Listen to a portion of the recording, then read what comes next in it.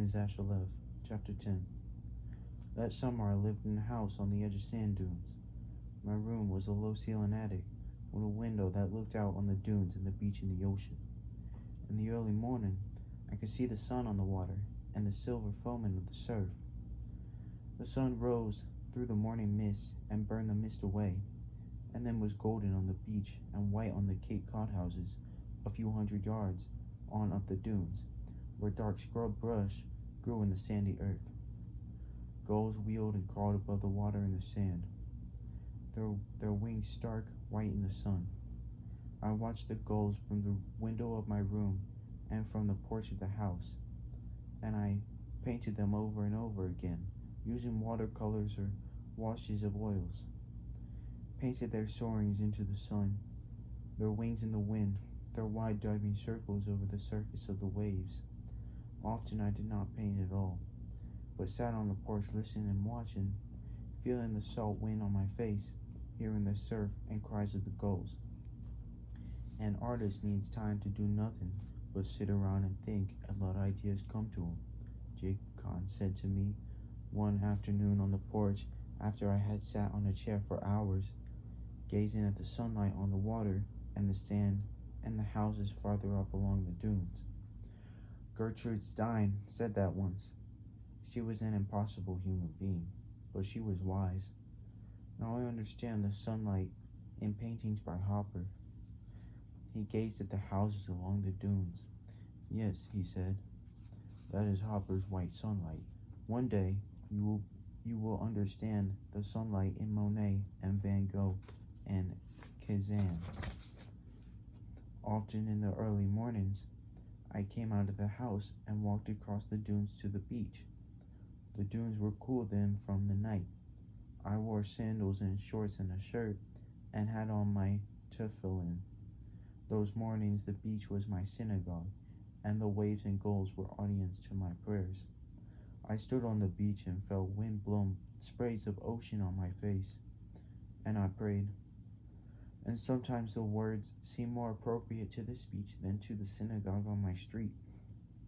One morning, I finished praying and came back across the dunes and found Jacob Kahn on the porch. I was watching you, he said quietly. I used to pray once. Do you talk to God when you pray? Yes. I have lost that faculty. I cannot pray. I talk to God through my sculpture and painting. That's also prayer. He smiled faintly, the morning sun on his face. The Rebbe said precisely that. You are following the party line, Ashalev, but we know it is not the same thing, don't we? Sometimes in the mornings, I came out onto the porch and saw him walking with his wife across the dunes. She was a shy, quiet woman with short white hair and soft brown eyes.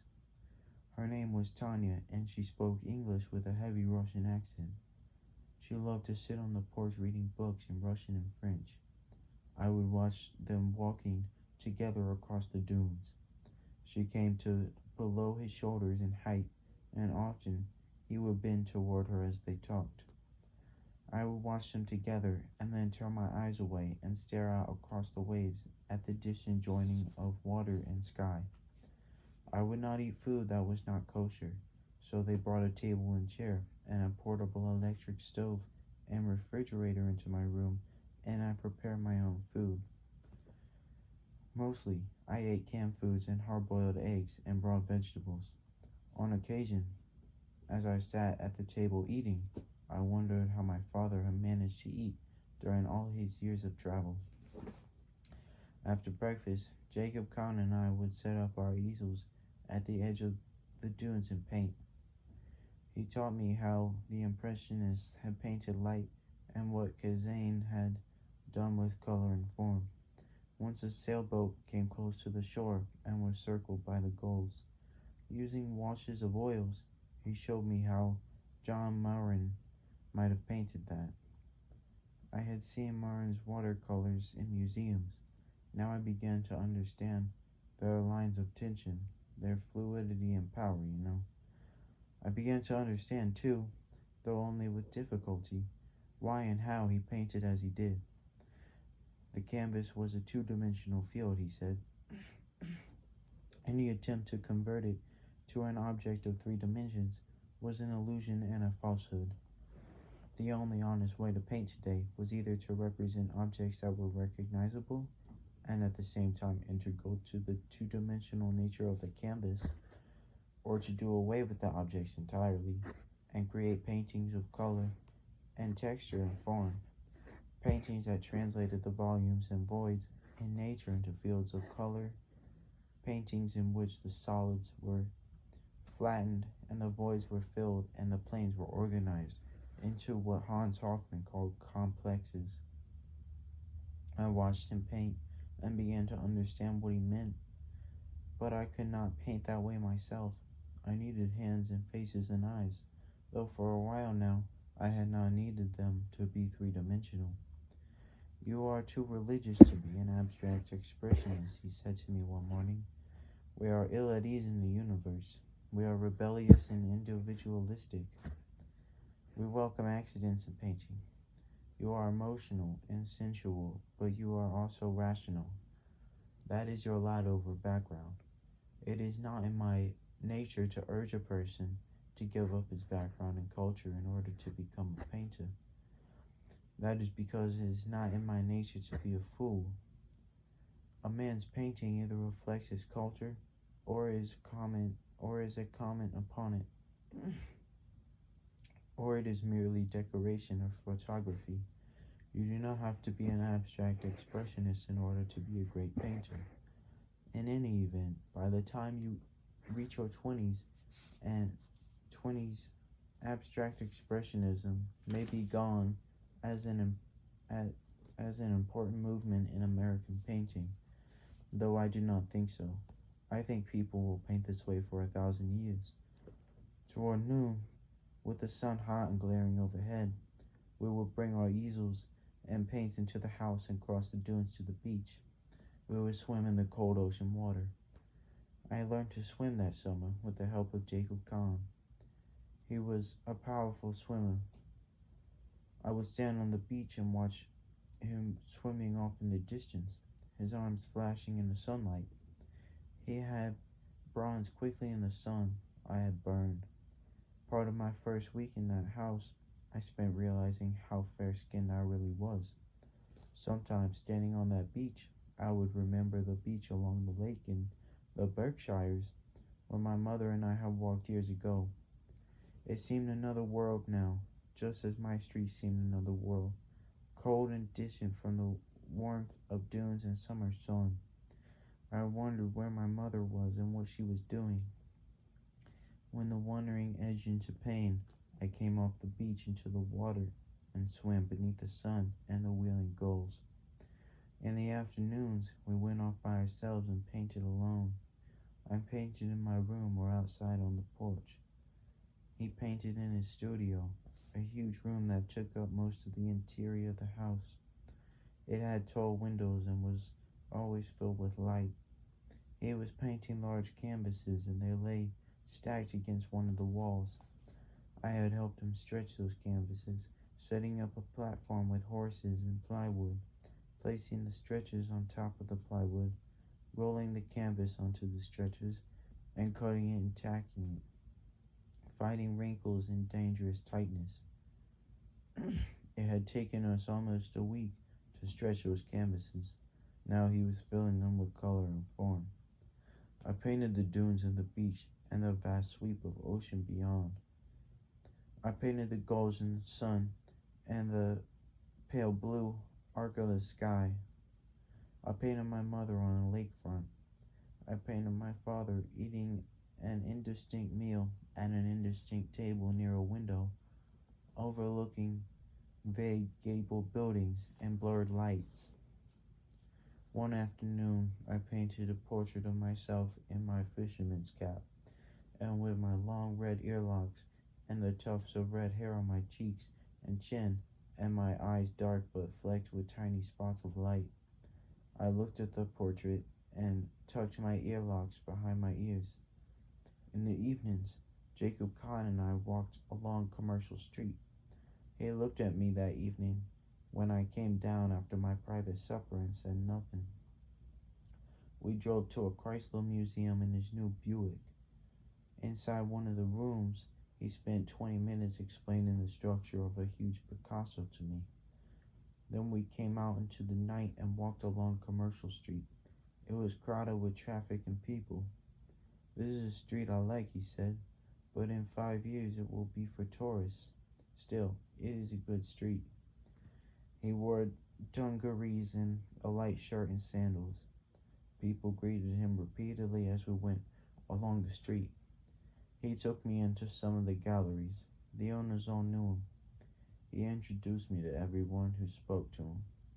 In one of the galleries on Commercial Street, we stood in front of a series of canvases, and he said to me, "I do not like geometric abstraction.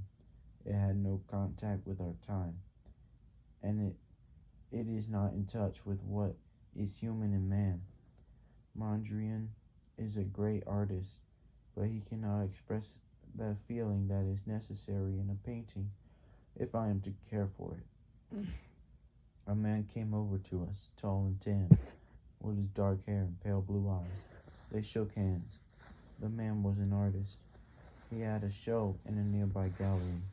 Had Jacob Kahn seen it? No, he ought to see it. "Who's the boy? Asher Lev?" "Nice to meet you, kid." Had Jacob Kahn heard the word that the heavy money would probably be in Tokyo in 5 to 10 years? That was the word. The whole art world was going to shift to Tokyo. That was where the next center of art would be. New York was through. He himself was thinking of moving to Tokyo in a year or two. "Nice to meet you, Jack." "Nice to meet you, kid." "Catch the show if you can." He went out of the gallery into the crowded street. "Every trade has them," Jacob Kahn said. They are called whores." We walked along the street in the warm night. There was the salt smell of ocean, and the dark star-filled sky, and the odors of broiling fish and meat from the open-air restaurants. We walked together a long time. Then we drove home. We stood on the porch of the house and looked across the dunes to the ocean. We could hear the distant thunder of surf along the shore. "Asher Lev," Jacob Kahn said softly, "do not become a whore." I stared at him. His face was indistinct in the dark night. "It is not likely that you will starve as an artist. It is also not likely that you will become very rich." Anna tends to be optimistic with her artists. "In any event, poor or rich, do not become a whore." I told him I had no intention of becoming a whore. "No? You are already on the way, Asher Lev. I would not object if you did that to your payos in out of conviction, but you did it out of shame and cowardice. That is the beginning of artistic whoring." I felt my throat thicken. My father wears his payos behind his ears. Some led over Hasidim did not even wear payos. They aren't that important to us. Asher Lev, an artist who deceives himself, is a fraud and a whore. You did that because you were ashamed. You did that because wearing payos did not fit your idea of an artist. Asher Lev, an artist is a person first. He is an individual. If there is no person, there is no artist. It is of no importance to me whether you wear your payos behind your ears or whether you cut off your hair entirely and go around bald. I am not a defender of payos. Great artists will not give a dang about your payos. They will only give a dang about your art. The artists who will care about your payos are not worth caring about. You want to cut off your payos? Go ahead. But do not do it because you think it will make you more acceptable as an artist. Good night, Asher Lev. Tomorrow morning, I will begin to teach you what Kandinsky tried to accomplish. I will also show you why abstract expressionists are indebted to James Soutine. He peered at me intently in the darkness. "Asher Lev, did I upset you?" "Yes." Good, I spoke bluntly. It is not my nature to be circumspect about important matters. I was quiet. Good night, Asher love. He went into the house. I stood alone on the porch and stared out across the sand at the water and the night. There was a wind now from the ocean, cool and damp against my face. The porch ran the length of the house and was screened off from the outside. The darkness throbbed softly with the earth life of an ocean shore. I heard the tapping of insects upon the screen. A mosquito buzzed nearby, strangely loud in the pulsing night. Distant laughter floated towards me, borne by the night wind. I felt hot and I shivered, and I was ashamed. We did not talk again about my earlocks. I left them as they had been, loose and long against the sides of my face. Nor did we talk about how we spent Shabbos. I would not paint on Shabbos. I spent Shabbos mornings praying and reviewing the Torah reading. I spent Shabbos afternoons studying a book on Hasidus I had brought with me. Jacob Kahn spent Shabbos mornings on the beach with his wife and Shabbos afternoons painting. On Tisha B'Av, I read the book of Lamentations aloud to myself in my room. I fasted and would not paint. I sat on the porch in the afternoon, watching the sun on the sand. Tanya Khan sat nearby, reading. She looked up at one point, and in her heavy accent said quietly, "When will you be able to eat, Asher?" "After dark." "You are skin and bones. You should not starve yourself." I did not respond. My younger brother was very religious, like you. Everyone admired him, but the Nazis killed him anyway. It did not do him much good to be so religious. She went back to her reading. I sat gazing across the dunes at the Russian surf. Jacob Kahn came out onto the porch from the house. He brought with him the odors of turpentine and oil colors. He wore shorts and sandals, and there was paint on his arms and chest, and white hair and shorts and sandals. He looked somber. "That went well. I'm satisfied. I will hate it in the morning, but now I'm satisfied. My little Hasid is still fasting?" I nodded. "I will wash up, and we will take a walk. Do you have strength for a walk?" "Yes." He went back into the house and came out a few minutes later wearing clean shorts and a light shirt.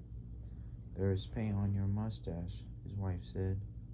"Yes, we will let it remain for a while.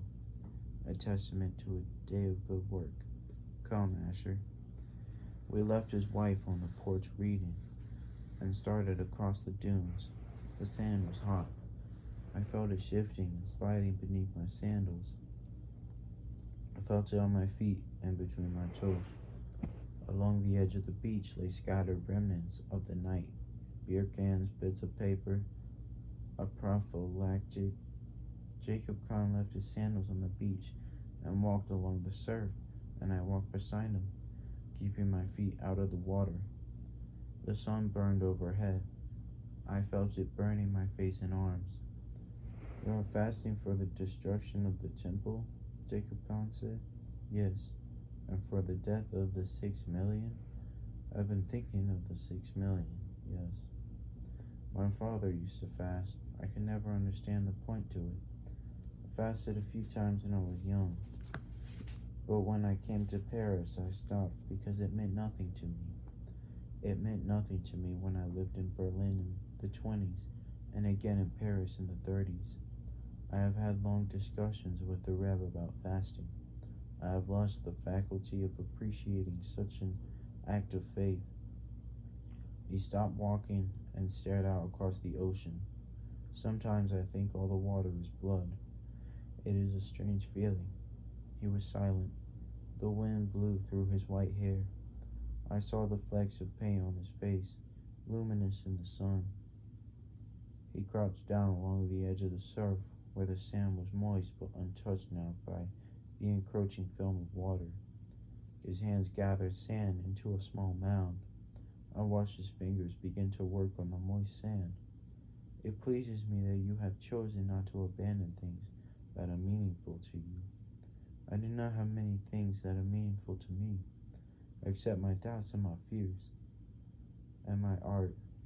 His fingers were shaping the sand, working swiftly, molding. I saw a face come to life. He was sculpting a self-portrait out of the sand along the edge of the foaming surf. The sightless eyes stared out across the water. He rose slowly to his feet and gazed down at the face. I would not like to die too soon. There are many things I still want to do. I would like to live beyond 80. Monet did it. Renoir did it. Picasso will do it. Nothing will stop that Spanish genius from reaching 80. I will bet even Chagall will do it. In Paris, we sometimes thought Chagall would not reach 40. Yes, I would like to live beyond 80. He looked at me and shook his head. Asher left. Sometimes I find your presence a little upsetting. You carry with you too much of my own past. Come, walk with me along the beach. We will look at your hopper sunlight on the houses. You will contemplate God, and I will contemplate futility. He smiled wryly. I do not enjoy myself when I am like this, but there is nothing to be done.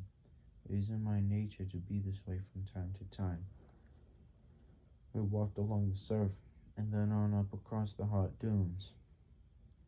We walked in silence, and overhead the gulls circled and crawled in the hot afternoon sky. We came through the scrub brush and looked at the sunlight on the houses. I cannot do it, I heard him say. No one can do it. He gazed wide-eyed at the blinding sunlight.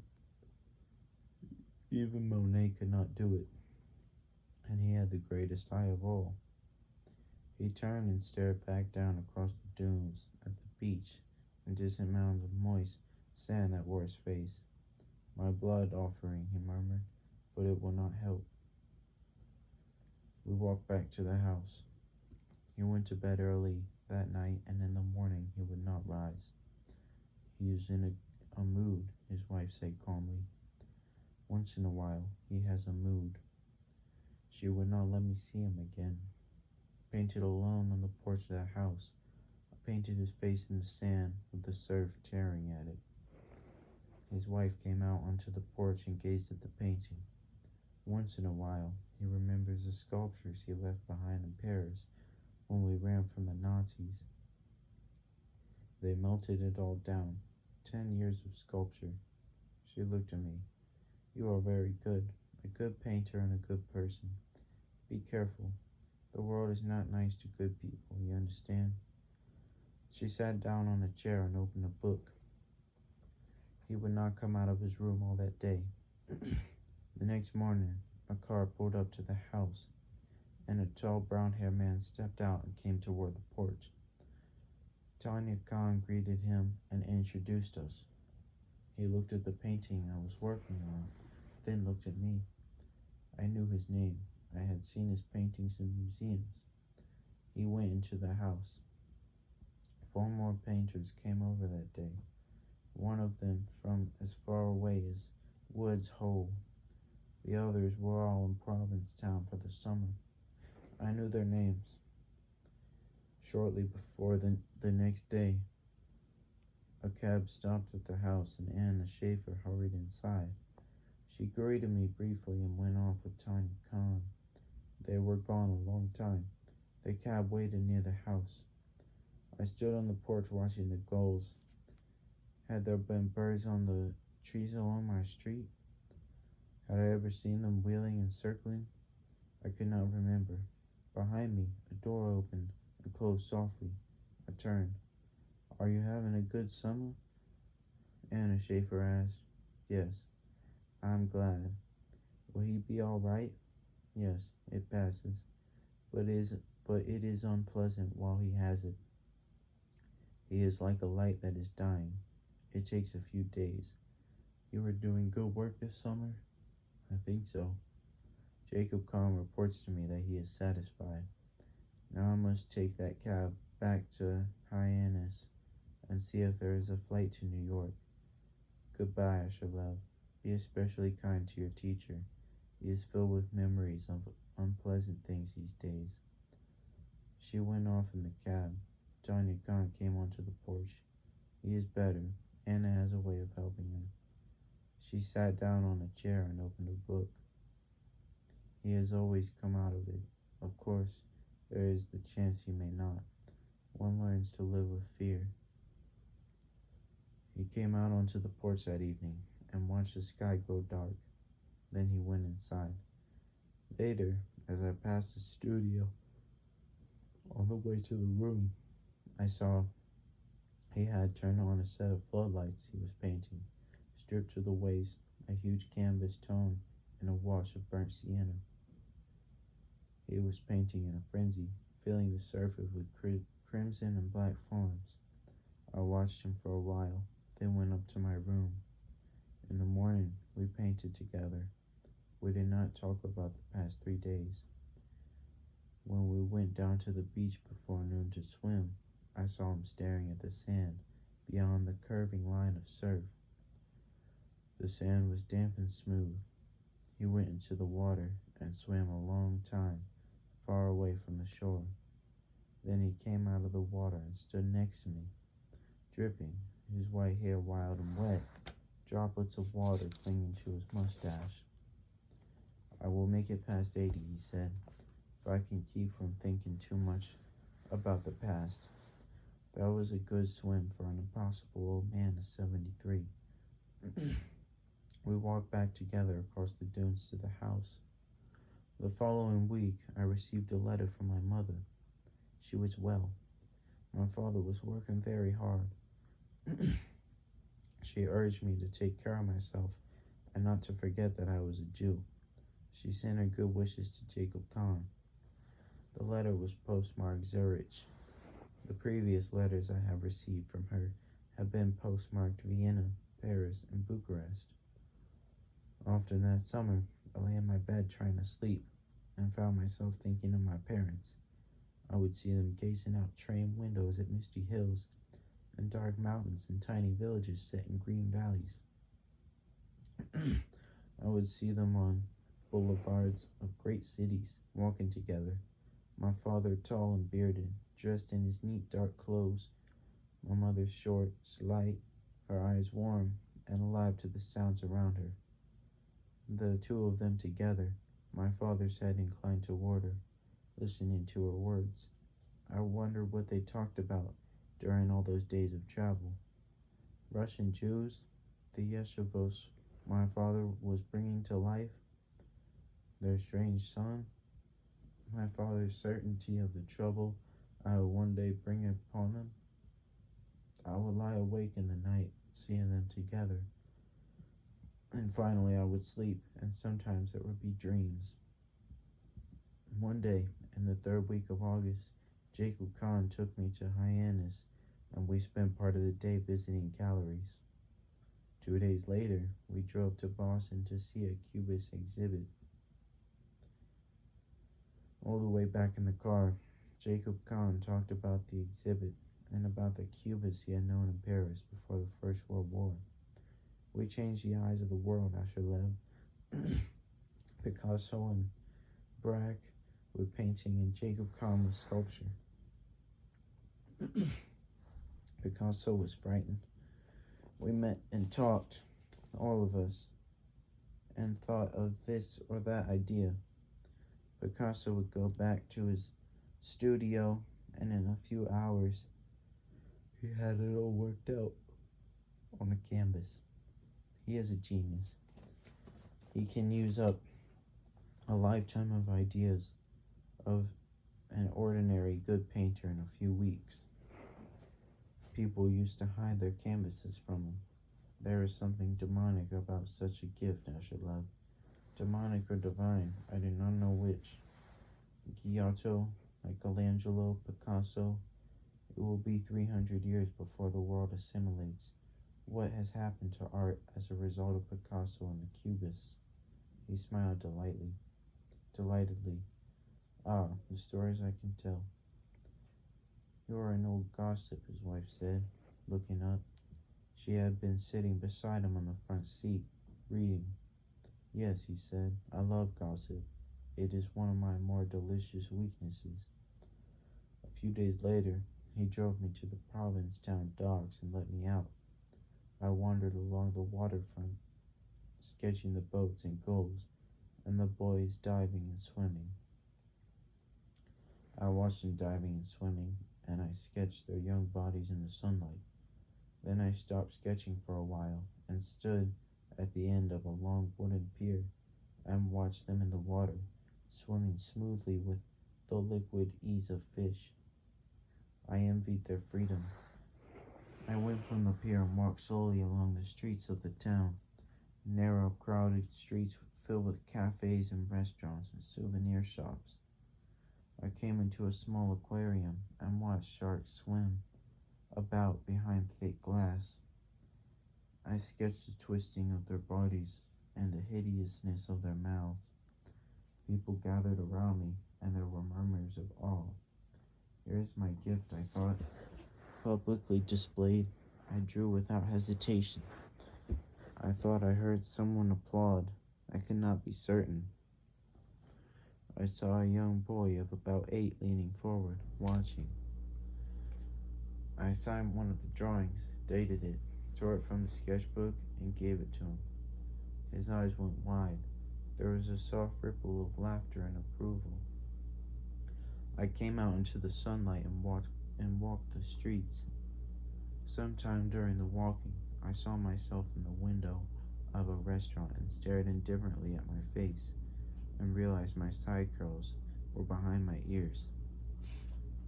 I turned away and continued along the street. I went up a side street and sketched the faces of old women on the porches of small wooden houses.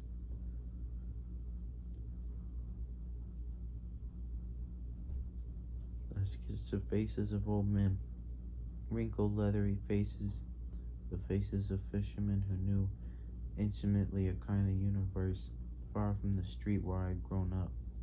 Here on the street of Provincetown fishing families, I sketched people I had never known before, but with whom I felt a strange kinship. We all lived together on the same quicksilvery water and sand.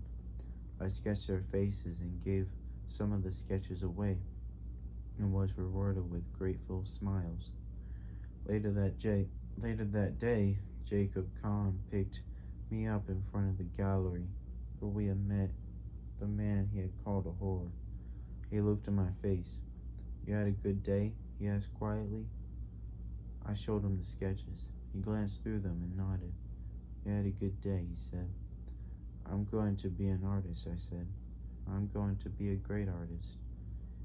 You have been an artist for a long time, Asherlev.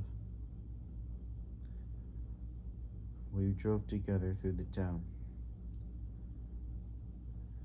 Early one morning at the end of August, the truck came up to the house.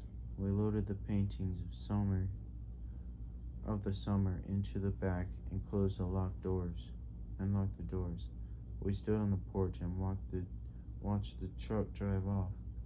He is a careful driver, Jacob Kahn said. I have used him before, you know. I did not say anything. Later, we swam together, and then I sat at the edge of the line of surf and made a sculpture of my face out of wet sand. Jacob Kahn watched me. It is very good, he said when I was done. We swam again, and when we came out of the water, the face had crumbled into a pile of soggy sand, dissolved by the surf. We stared at it, and I looked at Jacob Kahn. No, he said, I will not be ill again.